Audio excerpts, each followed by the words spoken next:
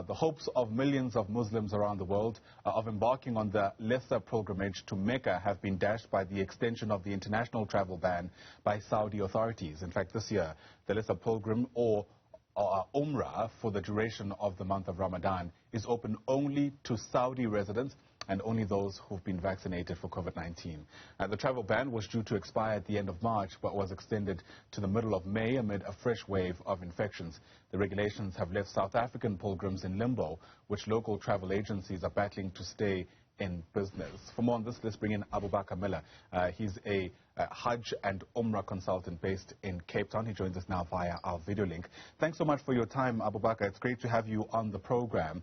You know, traveling to Mecca, the cities of Medina, also in Saudi Arabia, has become part of quite a proud tradition of many Muslims, and the uncertainty must be leading to an incredible sense of discomfort. Well, yeah, good morning and thanks for having me on your show this morning, Ayanda. Good morning to the viewers. Assalamu alaikum, everybody out there. Yeah, currently we're in a dire situation, unfortunately. And, you know, this has not only hit Hajj and Umrah industry, it has hit leisure traveling at large. Unfortunately, due to the COVID-19 pandemic that has broken out last year, 2020 March, unfortunately, we as South Africa has not been traveling over to the Kingdom of Saudi Arabia for Hajj or Umrah last year. Yesterday or last night, I think it was about 6 o'clock, the Hajj and Umrah Ministry tweeted rules and regulations concerning Umrah for the month of Ramadan. And they have stipulated there that if you are not vaccinated, or you are not immune to the COVID-19, you will not enter the Grand Mosque, or you will not do pilgrimage. And it's a bit unfortunate now for South Africa because we are one of those countries that has, I would say, a red flag due to the strain that came out last year, October, November. So yeah, it's quite sad. Yeah, and give us a scale of typically how many people will be taking part in this pilgrim in the absence of a pandemic. Well, if we look at Ramadan last year, there was literally nobody that did pilgrimage for the month of Ramadan. And if we're looking at this Ramadan, yes, there will be pilgrims, and yes, there will be pilgrims from other countries that will go in and perform Umrah, but only under the conditions that the Saudi government or the Hajj ministry has, or the Health Ministry of Saudi Arabia has put out for the pilgrims. And like I said earlier on, it's a bit unfortunate that, you know, South Africa, you know, are not one of those countries that would be going, unfortunately, due to, like I said earlier, the strain that has popped up here last year. Yeah. How much consultation takes place with the Hajj and Umrah Ministry when putting together these regulations? Because I imagine you'd also want to have a say about what is and isn't allowed. Yeah, so obviously, you know, when it comes to the Kingdom of Saudi Arabia, they like basically a world on their own. You know, nobody can tell them, nobody can, you know, if they set out rules, you know, you have to just follow their rules because that is the way things work in the kingdom. You know, today they will tell you, no, you can come, but tonight they will tell you, no, I'm sorry, you can't come. You know, so there's not much from our side as South Africa that's engaging with the Hajj Ministry. As any other country, South Africa as well, we have our own rules and regulations, and there's nobody that can assist us or tell us, you need to do this or can you do that. That's entirely up to the country that will be hosting the pilgrims. So we do not have much say when it comes to the rules and regulations. If you know what I'm trying to say. Yeah, absolutely. You know, typically this is described as a pilgrim of a lifetime. People save a lot of money to try make it to the Saudi kingdom. How much money are you losing when these pilgrims aren't able to take place?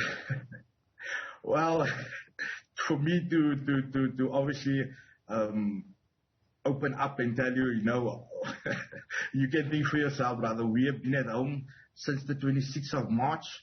And today it's day 376, if I'm not mistaken, of the lockdown in South Africa. And unfortunately, we have been at home because there is no business or no opportunities for South Africans to go over to perform the Umrah or to perform the Hajj. As the Hajj is probably 2 months away, 3 months away, there is still no clarification on what would take place when Hajj time comes.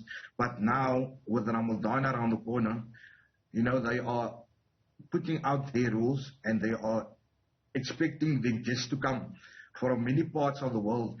If I can just give you an example, I spoke to a friend of mine in Mecca last night, and he was telling me that, they're receiving pilgrims from Nigeria, from Libya, from Chad, from Yemen. And once again, it's a bit unfortunate that South Africa is not on that list. In a context where we're actually not sure when COVID-19 might end, or at least the pandemic, are there any thoughts, even conversations about ways through which Hajj and Umrah can be celebrated for South Africans in South Africa? And perhaps my question is quite ignorant and points to my lack of knowledge about what actually takes place within the Muslim community. So for people asking that type of question, why is something like that not possible if in fact it isn't? Like I told you earlier on, Ayanda, with the Saudis, or with the Kingdom of Saudi Arabia, they are a kingdom. First of all, they have a king, they have ministers, they have, they have their leader, obviously, and it's totally up to them, when they will allow us in.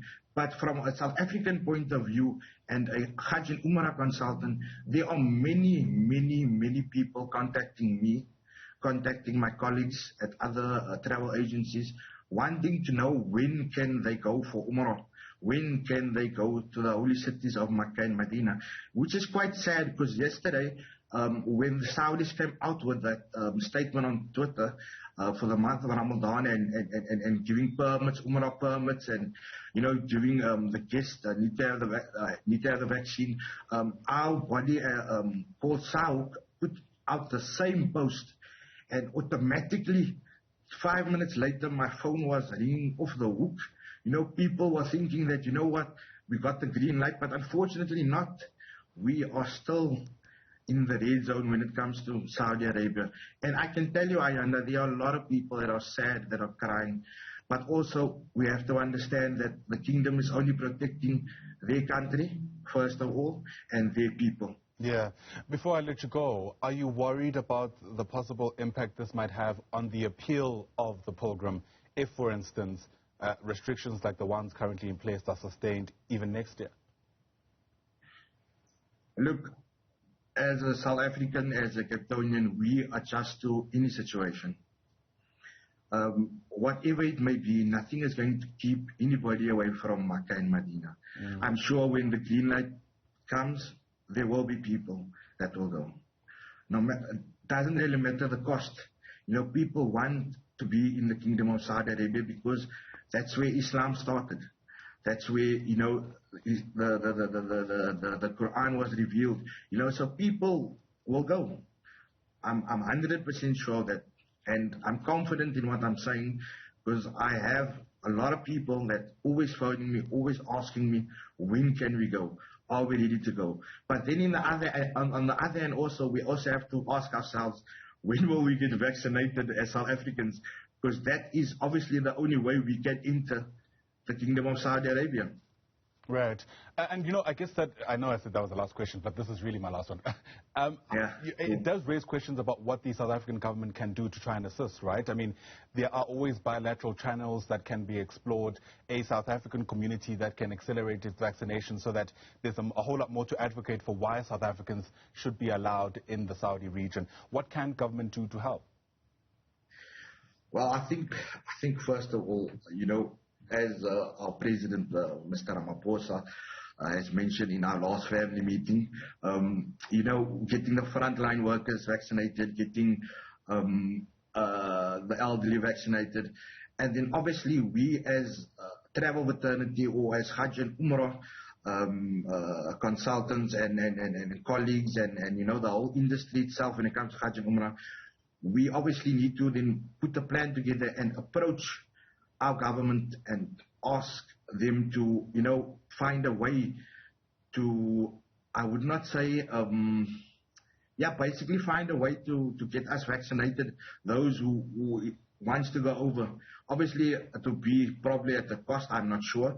But that would be the only way I think that we would get the vaccine or get vaccinated to go over. And I'm sure, in the next 3 months, we would get that green light, or maybe 4 months, I don't know, but soon, very soon. Yeah.